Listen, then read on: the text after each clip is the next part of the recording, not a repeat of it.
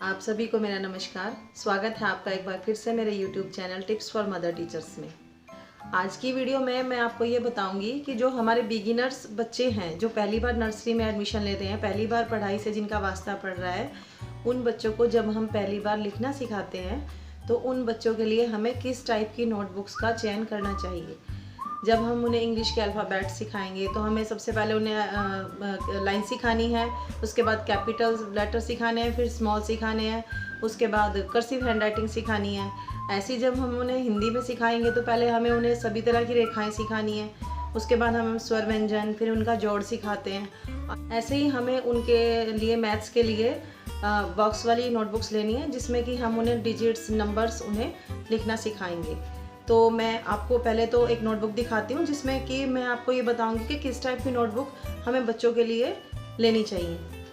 देखिए मेरे पास एक नोटबुक है जिसमें कि ये देखिए ध्यान से, इसमें ये 5 लाइन्स बनी हुई हैं। 5 लाइन्स की नोटबुक जो है हम बच्चों के लिए लेंगे हिंदी के लिए। इसका फ़ायदा क्या है, जैसे इसमें ये 5 लाइनें बनी हुई हैं तो 5 लाइनों के हिसाब से हम इसमें बच्चों को पहले बीच की 3 लाइनों के अंदर लिखना सिखाएंगे।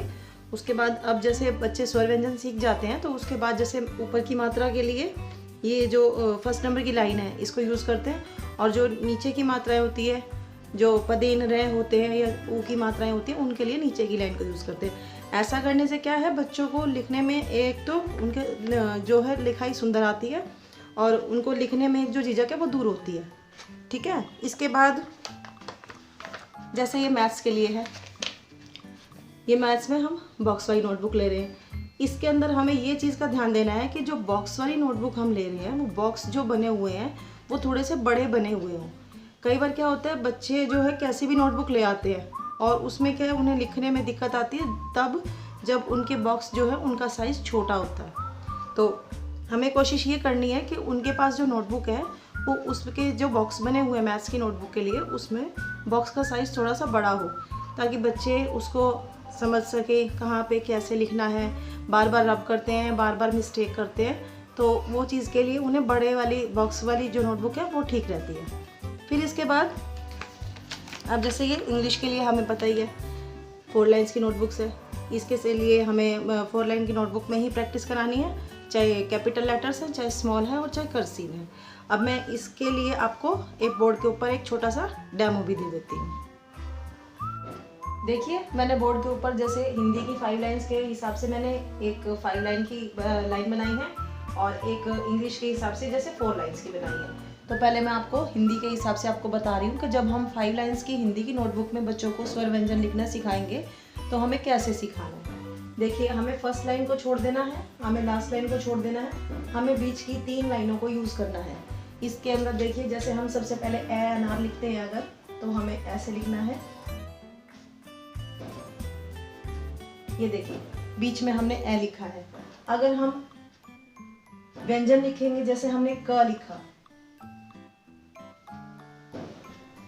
अगर हमें क के ऊपर मात्रा लगानी है, जैसे हमें ए की मात्रा लगानी है, तो ऊपर की जो लाइन है अब इसको यूज करेंगे। अगर हमें ख लिखना है तो बीच की 3 लाइन को यूज करेंगे। अब जैसे हमने इसमें ऊ की मात्रा लगानी है, बड़े ऊ की लगानी है या छोटे ऊ की लगानी है, तो हम नीचे की लाइन को यूज कर रहे हैं। अगर हमें कोई और व्यंजन लिखना है जैसे ग लिखना है और इसमें पदेन रह लगाना है, पदेन रह जो पैर में लगता है नीचे, तो वो नीचे की लाइन में यूज होगा इसको। आगे देखिए जैसे हमें च लिखना है तो बीच की 3 लाइन यूज करेंगे, और अगर इसको औ की मात्रा लगानी है तो ऊपर की फर्स्ट लाइन को यूज करेंगे। ठीक है, तो कहने का मतलब ये है कि हमें 5 लाइन की नोटबुक लेनी है बच्चों को जब भी हम पहली बार स्वर व्यंजन लिखना सिखाएंगे। और 5 लाइन की नोटबुक लेने का फायदा ये है कि इससे बीच की लाइन 3 लाइनों में बच्चे लिखना आराम से सीख जाते हैं कि कौन से अक्षर की बनावट कहाँ तक लेनी है, कहाँ कितना बड़ा करना है, कहाँ कितना छोटा करना है, और ऊपर की लाइन और नीचे की लाइन में बच्चों को मात्राएं लगानी अच्छे से आ जाती हैं। तो बच्चे को ये चीज़ का अच्छे से अंदाज़ा लग जाता है कि कहाँ पे मुझे कितना जो है कितना कोई भी स्वर या व्यंजन कहाँ तक लेना है, कितना बनाना है और कहाँ कैसी मात्रा लगानी है। इसके बाद हम जैसे इंग्लिश की 4 लाइन्स की नोटबुक पे आ जाते हैं। इसमें अगर हमें कैपिटल लेटर सिखाना तो ऊपर की हम 3 लाइन यूज़ करते हैं, ये तो सभी जानते हैं। और जैसे बीच की 2 लाइन यूज़ करते हैं हम स्मॉल लेटर्स के लिए, जैसे ई हो गया, सी हो गया, डब्ल्यू हो गया, कर्सिव में एक्स हो गया। ठीक है, तो ये सब चीज़ें इस टाइप से अगर हम बच्चों को सिखाएंगे तो इजीली वो कर लेंगे। देखिए मैथ्स के लिए हमें ऐसी नोटबुक लेनी है जिसके बॉक्स का साइज़ थोड़ा सा बड़ा हो, ना कि छोटा। देखिए छोटे बॉक्स की नोटबुक में बच्चे जब लिखते हैं तो लिख तो लेते हैं, लेकिन उन्हें थोड़ी सी दिक्कत ये होती है कि जैसे वो नज़दीक लिखते हैं, छोटे बॉक्स की नोटबुक होती है तो हर एक नंबर को उन्हें बहुत ही पास लिखना पड़ता है। इससे क्या होता है, कई बार बच्चे लिखते लिखते जैसे बॉक्स से बाहर भी लिख देते हैं, 1 लिख दिया तो ऐसे जैसे इसी के अंदर फिर 2 लिख दिया। तो इस टाइप से ये मिस्टेक जो है बच्चे कई बार कर जाते हैं। लेकिन अगर बड़े थोड़े बॉक्स अगर बड़े बने हुए हैं तो उसमें क्या है, जैसे आराम से बच्चे चाहे यहाँ लिखें और चाहे यहाँ लिखें।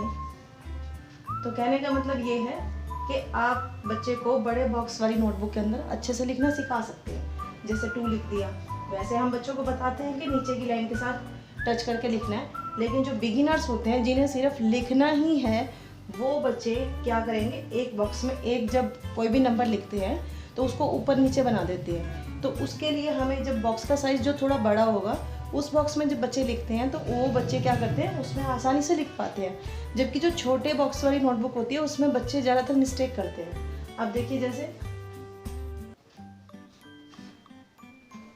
जो इसमें लिखा हुआ है छोटे बॉक्स वाली नोटबुक में, उसकी बजाय जो बड़े बॉक्स वाली नोटबुक है उसमें लिखा हुआ ज़्यादा अच्छा लगता है।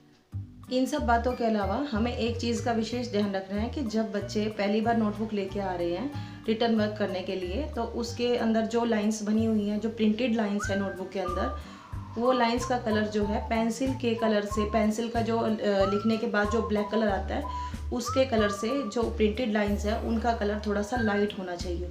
क्योंकि लाइट कलर की जो लाइंस होती हैं उसके अंदर जब हम बच्चों को पेंसिल से लिखना सिखाते हैं तो पेंसिल का जो लिखा हुआ है, जो राइटिंग है, वो उभर कर आती है। जबकि अगर जो बुक्स के अंदर लाइंस पहले से ही प्रिंटेड है, अगर उनका कलर थोड़ा सा डार्क होगा और बच्चे जब उसमें पेंसिल से लिखना स्टार्ट करेंगे तो अगर पहले से ही डार्क लाइंस होंगी तो बच्चे का लिखा हुआ उभर कर नहीं आएगा और वो लिखा हुआ भी इतना सुंदर नहीं लगेगा। तो इसलिए कोशिश ये करनी चाहिए कि जो भी बच्चे नोटबुक लेके आ रहे हैं अपने घर से रिटर्न वर्क करने के लिए, उसके अंदर जो लाइंस हैं वो प्रिंटेड जो लाइंस हैं वो डार्क कलर की ना होकर लाइट कलर की हो। आपको ये जानकारी कैसी लगी कृपया मुझे कमेंट्स करके बताइए, और आपसे रिक्वेस्ट है कि मेरे चैनल को प्लीज़ सब्सक्राइब कीजिए, लाइक कीजिए और शेयर ज़रूर कीजिए। इसी आशा के साथ मैं अपना वीडियो आज यहीं समाप्त करती हूँ। Thank you.